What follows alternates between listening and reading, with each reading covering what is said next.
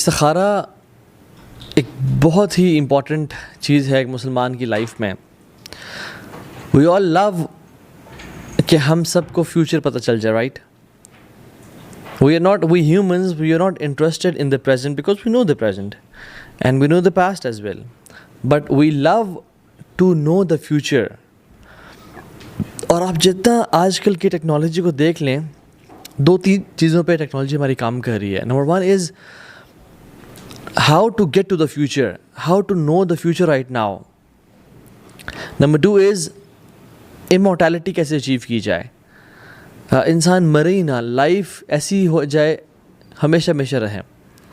اور آپ دیکھیں کہ جو سبحان اللہ نیٹ فلکس کی ڈاکومنٹریز دیکھ لیں آپ, اور آپ دیکھ لیں جس طرح سے میٹاورس اے آئی پہ کام کر رہا ہے, آرٹیفیشیل انٹیلیجنس پہ کام کر رہا ہے, اور پوری دنیا کوانٹم کمپیوٹرز پہ کام کر رہی ہے. Just trying to predict the future, just trying to open up some portals, go into some dimensions where time becomes physical, and when times become physical we can play with time, right? So we can play with the future اور ہم future کی چیزوں کو آگے پیچھے خود سے کر سکیں. So man wants to take control over the future. اور یہی وجہ ہے کہ انسان باوجود یہ جاننے کے بھی کہ فارچون ٹیلنگ ناجائز اور حرام ہے اور اٹس اے گریو سن, اور باوجود یہ جاننے کے بھی کہ پامسٹ کے پاس جانا اور ہاتھ کی لکیریں دکھا کے اپنا فیوچر معلوم کرنا ناجائز ہے. رسول اللہ صلی اللہ علیہ وسلم نے کہا کہ جو کسی کاہن کے پاس گیا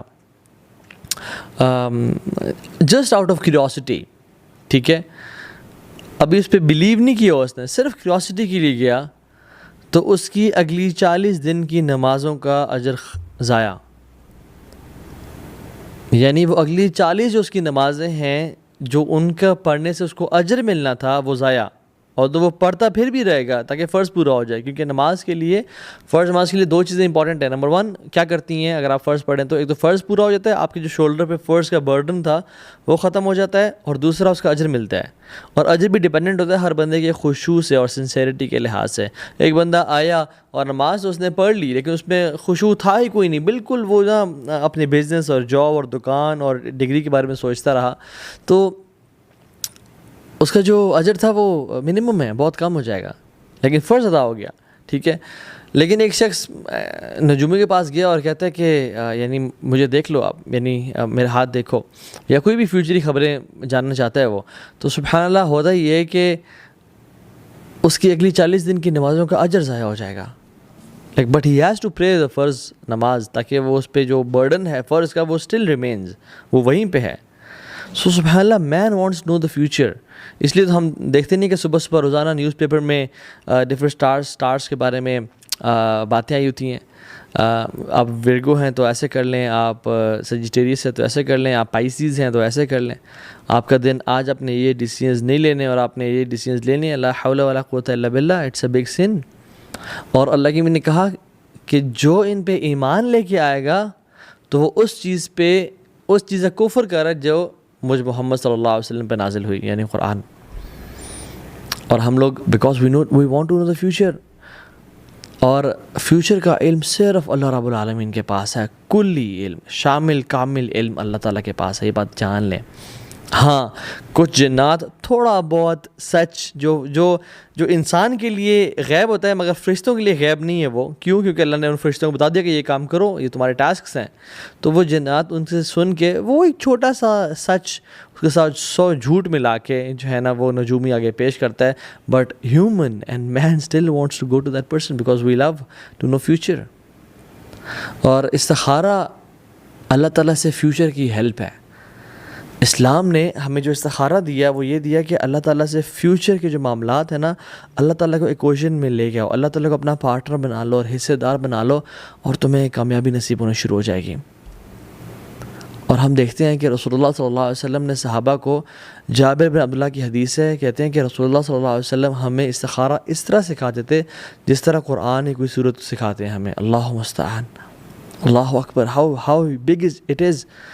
رسول اللہ صلی اللہ علیہ وسلم قرآن کی جس طرح سے ہمیں سورت سکھا دیتے ہیں اس طرح استخارہ سکھا دیتے ہیں. جو استخارہ کرتا ہے وہ کبھی ذلیل نہیں ہوگا, جو مشورہ کرتا ہے وہ کبھی مایوس نہیں ہوگا, اور جو کفایت شعری سے پیسے خرچ کرتا ہے وہ کبھی غریب اور فقیر نہیں ہوگا. تو آپ دیکھیں استخارہ ہم کس طرح سے یعنی ہماری لائف میں کس طرح سے ہمیں نظر آنا چاہیے ہمارے معاملات میں ڈیسیژنز لینے میں. بٹ انفارچونیٹلی پاکستان اور ہند اور بنگلہ دیش سب کانٹیننٹ میں استخارہ از دا یونیورسل دعا فار شادی اینڈ بیاہ. بس شادی ہوئی تو زندگی میں بس ایک دو دفعہ جتنے اولاد اتنی دفعہ استخارہ کیا, اس کے علاوہ استخارہ تو کسی چیز میں یعنی استخارہ شادی کی دعا بن گیا. واللہ لا حول ولا قوت الا باللہ. استخارہ ہر کام میں کرنا چاہیے. رسول اللہ صلی اللہ علیہ وسلم صحابہ کو اپنے امور میں استخارہ کرنے کی ترغیب دیا کرتے تھے, جیسے قرآن کی آیات ان کو سکھایا کرتے تھے. اور حدیث میں کیا آتا ہے, رسول اللہ صلی اللہ علیہ وسلم فرمایا کہ اذا ہم احدکم بالامر, جب تم میں سے کوئی شخص ارادہ کر لے کسی کام کرنے کا, جب تم میں سے کوئی شخص ارادہ کر لے کسی کام کرنے کا, تو اسے پتہ چلتا ہے کہ استخارہ جو ہوتا ہے نا, وہ آپ نے پہلے کام کرنے کا ارادہ کر لیا, آپ نے ایک ٹاسک تھا اس کے بارے میں ریسرچ کر لیا, اس کے بارے میں دیکھ لیا کہ کوئی جاب ہے, آپ نے دیکھ لیا کہ اوکے سیلری ڈن, چیک, یہ سیلری بڑی کمال کی ہے, پیکیج بڑا اچھا ہے, جس شہر میں ہوں مجھے وہی مل رہی ہے, اوکے پروموشن اور پروگریشن بڑی زبردست ہے, کمال کی ہے, اوکے چیک چیک چیک, سارے ٹک لگ گئے, میں نے یہ جاب اب کرنی ہے. ناؤ یا Allah I want your suggestion تو کیا, now I want you to help in this regards, کہ آپ کو میں اب انوالو کر رہا ہوں کہ اس ڈیسیژن کو میں کس طرح سے آگے لے کے جاؤں, اس ڈیسیژن میں خیر ہے یا نہیں ہے, یا رب آپ مجھے بتائیں گے. استخارہ یعنی ڈیسیژن لینے سے پہلے استخارہ یہ نہیں کہتا کہ میں کون سی جاب کروں, ٹھیک ہے. آپ حدیث میں کہتا ہے اذا ہم احدکم, جب تم میں سے کوئی شخص ارادہ کر لے, ٹھان لے, فار ایگزامپل کسی جگہ شادی کرنی ہے تو پہلے ریسرچ کر لیا کہ یہ ان کا دین کیسا ہے, ان کا اخلاق کردار کیسا ہے, ان کا کریکٹر کیسا ہے, ان کی ڈیلنگز کیسی, ان کے معاملات کیسے ہیں. اور پھر وہ جاننے کے بعد یہ نہیں کہ اپنے کو جانے نہیں اور اپنے استخارہ کرنے کہ یا اللہ ہم شادی یہاں پہ کریں یا نہ کریں, نہیں. اذا ہم احدکم, ارادہ جب کر لو تو پھر حدیث میں آتا ہے فلیرکع رکعتین من غیر فریضہ, پھر وہ 2 رکعتیں پڑھے گا فرض کے علاوہ, یعنی فرض نماز